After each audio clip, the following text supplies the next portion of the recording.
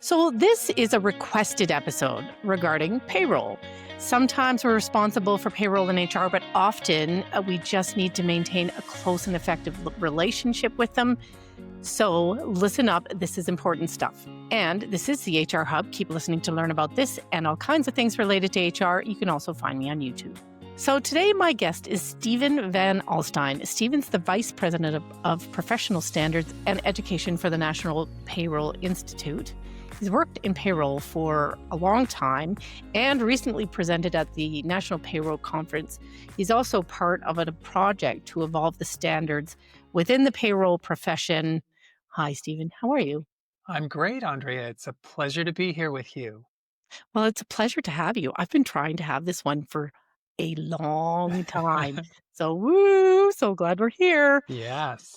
Okay, so we're going to talk about that critical relationship between payroll and HR when it's not the same thing. We'll do another episode about tips for payroll for HR, but we'll not this one. So I find as a consultant that payroll is too often ignored or sidelined by HR until there's some sort of looming disaster, like someone's not going to get paid, or I don't know. I imagine you can imagine the disasters. But why do you think we're doing that? From a payroll perspective, why are we, ignoring them? Yeah. It's that age-old question, honestly, Andrea. And you mentioned that recently spoke at our national conference in Calgary, Alberta in June. And one of the panels I did was on the importance of collaboration between HR and payroll, Hmm. because it is becoming a much more integrated relationship. And so why has it been ignored? It's a great question. And I think there's a few reasons for that. And I think that the first and most important one is just visibility and perception. I think payroll often operates behind the scenes. We've been a profession that has been seen as transactional, Hmm. back office, kind of a necessary element of the operation of an organization. But when it's done right, which it often is, no one notices, which Mm. ironically leads to that overlooked. It gets overlooked. Hmm. So I think there's also that division of responsibility.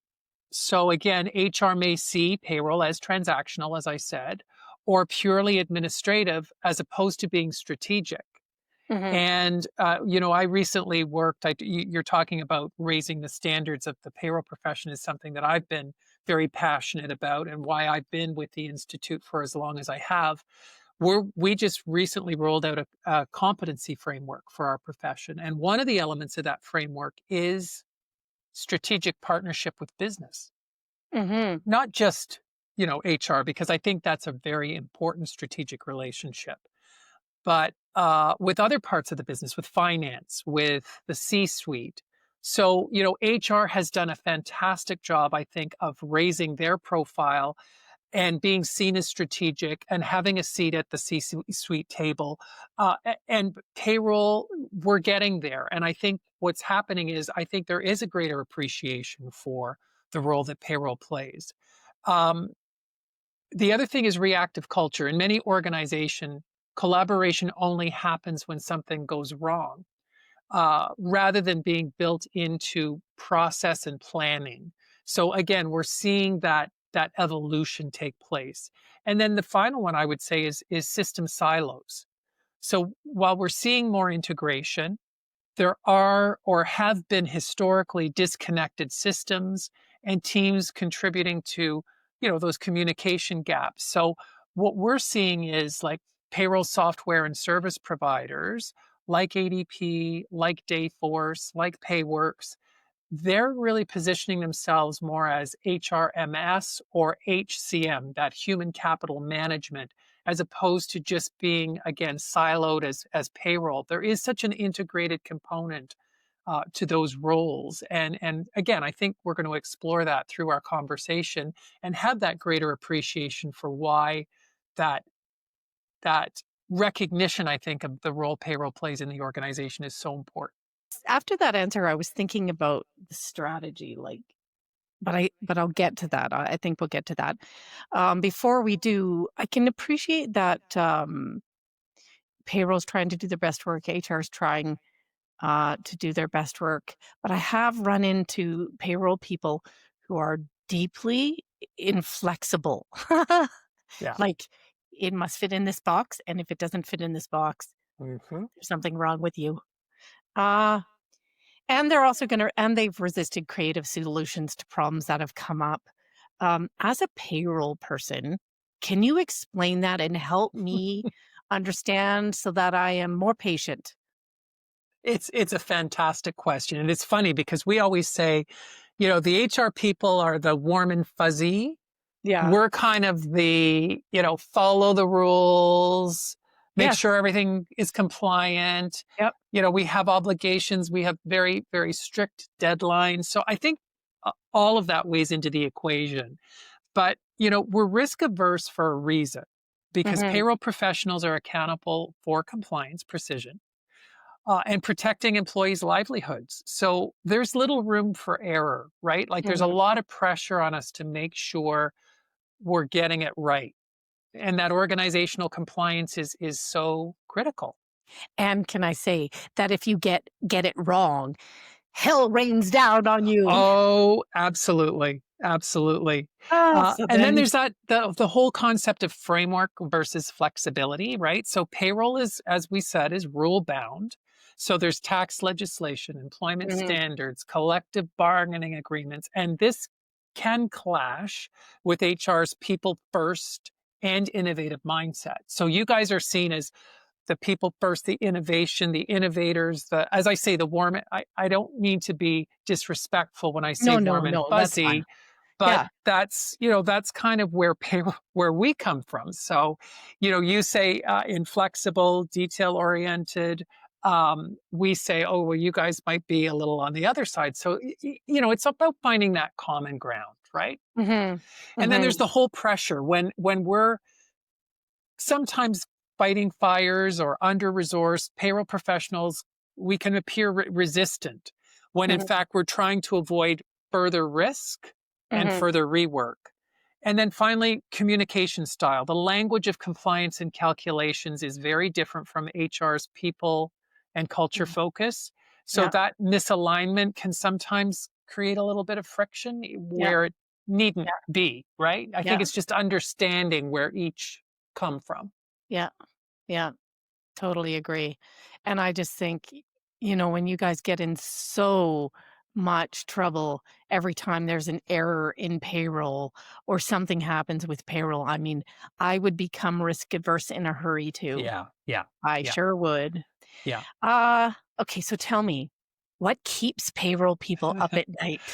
I'm glad you asked that because I wanted to talk a little bit about what you just said about the risk aversion and paying people incorrectly, right? There's a lot of pressure on us.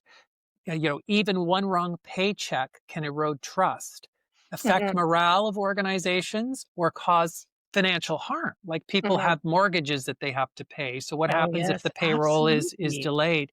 Yep. So it's that expectation of perfection. And there used to be a saying that we had in payroll, and I say used to be because we're trying to kind of push it to the background. A paycheck that is 99% correct is 100% wrong. And I think tied into that are compliance mistakes, Yeah. like legislative missteps. Yeah. Those can lead to costly audits, penalties, or even reputational damage. Of course, there's changing rules and timelines. So keeping up with that rapidly changing legislation, Mhm. technology glitches, system errors, or integration failures. We just went through a learning management system implementation here at the Institute a couple of years ago, and we can appreciate what our members go through when they do a new implementation of a new technology. Because the best laid intentions are often thwarted by things Uh-huh. that are sometimes out of your control. Yeah. So again, I think it's again, we talked about that control, that need for control because of these things that can really have that impact on the payroll professional. And then the I last would one I'm going to say, okay. sorry, did you have something? Well, I would say about the LMS, like implementing an LMS, it isn't as we're not talking about people being able to pay their mortgages Exactly. there, like, the stakes are Exactly. not so The high stakes aren't as as high. Exactly. as opposed to implementing a Yeah. pay system. Anyways, you were gonna tell us about your last one. So the last one, and this is where again we talk about how we form a good relationship Yes. with payroll and HR. It's last minute data from HR and the expectation that, oh, we can just give this to payroll and it's going to be no problem to do it. So it's again that communication and understanding the importance of the timing. So that What can be kind of like, give me an example of so last minute data that new has been used. hires, like somebody gets Oh, hired and the information doesn't get over, and then that therefore that person's going to get impacted with their first pay. And on the converse side, the terminations, we get incredibly frustrated with the misunderstanding of how important certain elements of a termination are to payroll, because in British Columbia there's a very short window within which when somebody's terminated when they have to be yes. provided with their final pay. Yes, We're there is. talking like 48 hours, Yes. and that's legislated. So again, just that expectation that, oh, by the way, we just terminated this person. Sometimes it will be, oh, we terminated this person a week ago and we need to make sure we get their information to them. Well, now we're not compliant. Yeah. So And now you've got someone who's already mad because they got terminated, and now yeah, they're really mad because they didn't get their last pay, right. um, as they were supposed to. Uh, can we well, is it easy to, like, in HR, and I'm HR side, I think that terminating someone is as easy as a press of a button. I Mhm. literally think that. Is it? Yeah. Oh, no, no, it's not. I mean, there's a lot of, you have to make sure that you're compliant with the uh, wages in lieu of notice requirements. Is there a severance component? Is there any outstanding overtime? The record of employment has to be completed. Like there's a whole set of processes that has to be provided to that individual when they're terminated. So there's a lot of work that goes on behind the scenes, and these things are out of cycle, right? They're out of the normal cycle of Mhm. how we pay our employees. So there's a process for how you have to address that. Now, again, technology has come an incredibly long way. Okay, yeah. What does, good collaboration between HR and payroll look like? And I wouldn't mind getting, like, tactical here, like, Yeah, on, your payroll cycle, what does it look like? right, right. So I think obviously I'm just going to bucket them and then we'll talk about them individually. So I think communication, Yeah. shared goals, joint problem solving, and having regular touch points. I think that's how we.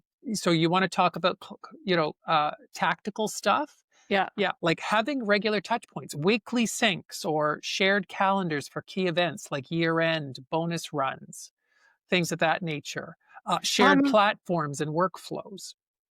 yeah, I think you said something like weekly touch points? Weekly syncs, like just syncing up, like How does that stand-ups. yeah, what is that actually like, is that a meeting? Is that Yeah, an yeah, email? it could just be a 10, 15 minute, like, let's come together, what's happening, and then this is where things can come out to say, okay, well, we're pretty stretched this week because we're trying to finalize remittances that are going to the Canada Revenue Agency for the organization for this threshold cycle, Right. or where there's a bonus run that's happening. So we're doing that on top of regular payroll that's being transmitted. So therefore, there's a little more dynamics happening within the payroll department this week. So just be aware of that because that's going to have an impact on things. Do you is there like a standard agenda for that meeting? For most HR, like, they're like, if they have little payroll exposure, they don't know what should happen at that meeting. Yeah, And I mean, maybe it's not a hard agenda to come up with. But if I don't think so. Like, what it could even involve is at the outset, what what is on payroll's agenda for this week, or even if you do it every 2 weeks, like what's happening within this cycle, this 2 week cycle. What's Mhm, happening on the HR side? Maybe you're bringing on doing onboarding for summer students that are coming on mhm, board, for yeah, example. And I mean that does have a downflow effect on the payroll department as well, because if there's a big influx of those summer students coming on board, you have to plan for that influx of new employees being put on the payroll, right? mhm, So again, these syncs don't have to be lengthy, but yeah, they can really highlight what's coming down the pipeline mhm, and what do we need to be attuned to, because your impact may be one cycle ahead of what payroll's impact is going to be, or vice versa, depending mhm. on what the situation is. But I can imagine that you're getting pushed to, um, cut corners, oh cut yeah. compliance corners. Well, and so it's interesting you say that, because we're right now we're working on, again, when we talk about standards, and we've got a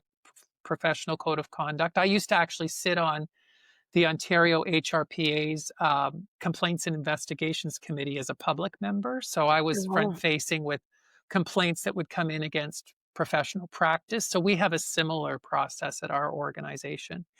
And again, it's, we get calls often to our info line, which is staffed by payroll consultants, saying, I'm being faced with an employer.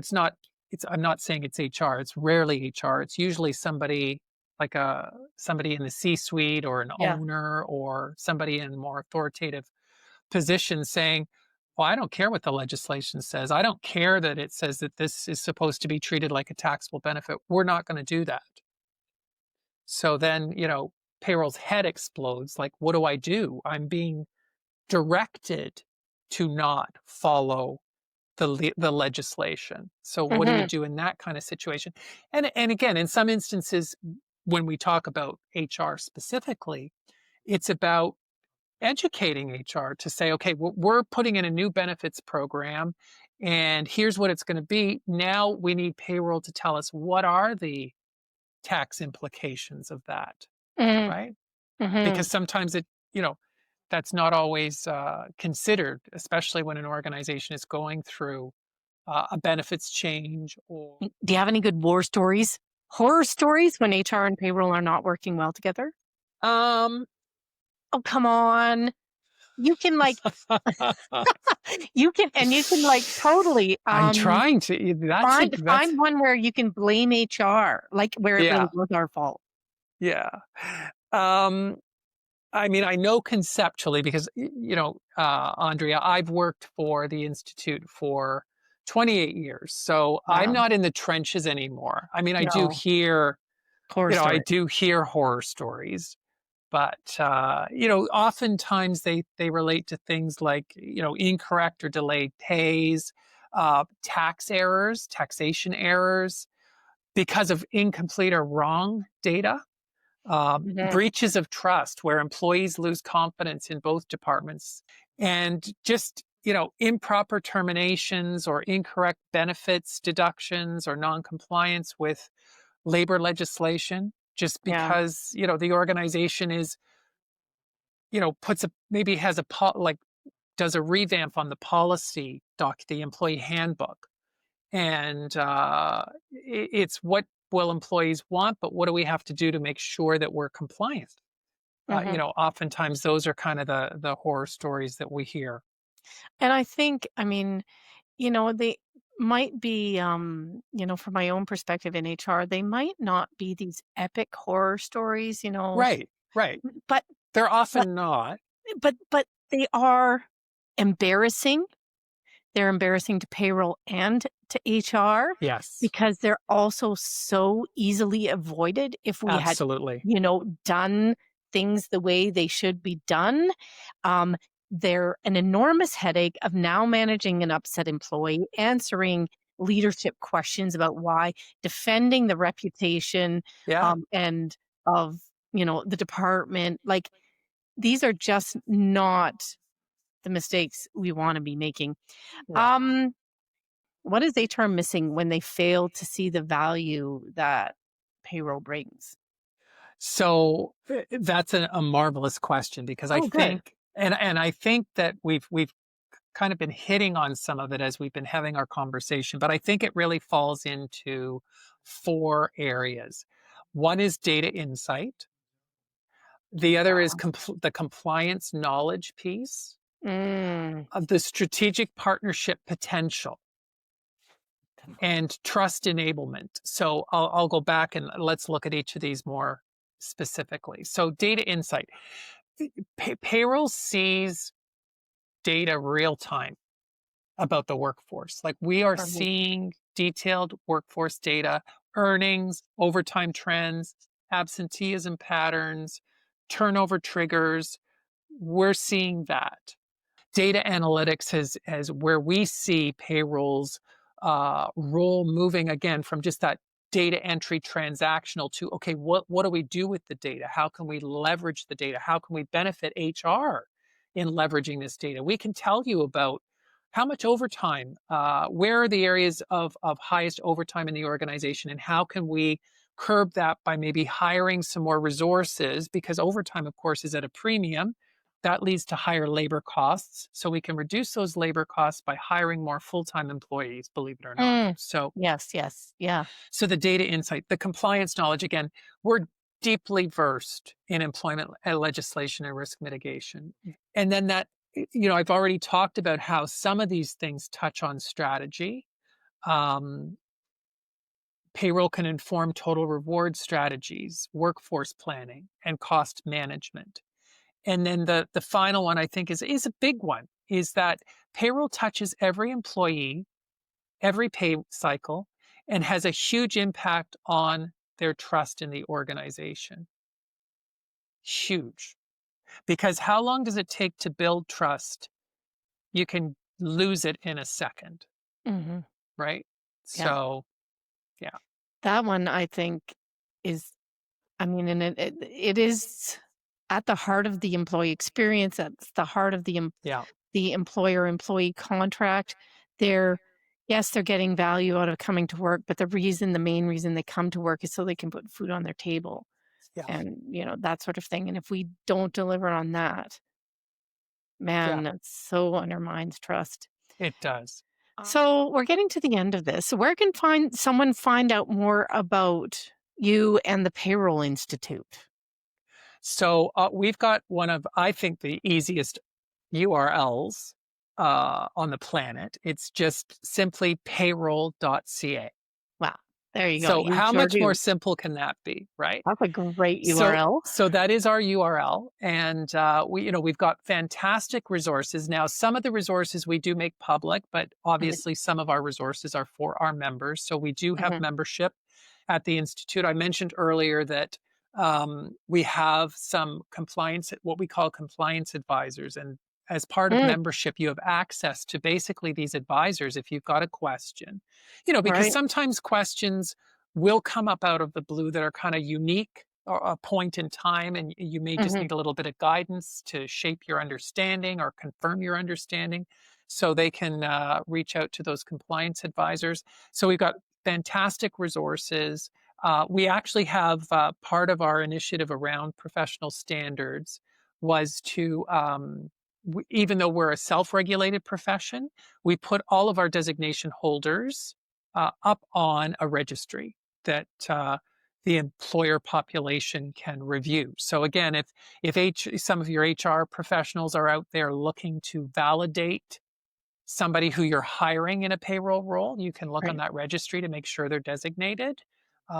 We are growing in our designation numbers. We're close to 18,000 designation Oh, holders wow. Oh, nationally, yeah. so that's a big factor. So again, we are the standard bearer for payroll, all Mhm, things payroll, mhm, and I love the fact that we continue to see the relationship between HR and payroll evolve just mhm, because of all of the things that we've talked about the recognition of the need for communication, the recognition that it isn't just pushing a button, right? There is a complexity to what it is that we're doing.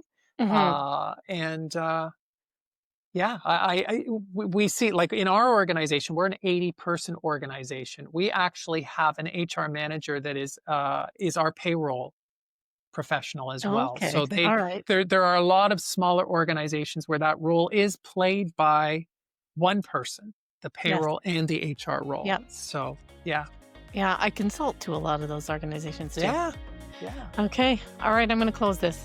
Well, thanks, Stephen. I really enjoyed that. And I think HR would be remiss not to respect what payroll brings to the table and to work closely with them and manage that so that payroll is able to deliver on that core part of the employee experience. However, we've reached the end of this episode. Thanks for listening out there. We'll catch you next time when I talk with another amazing guest.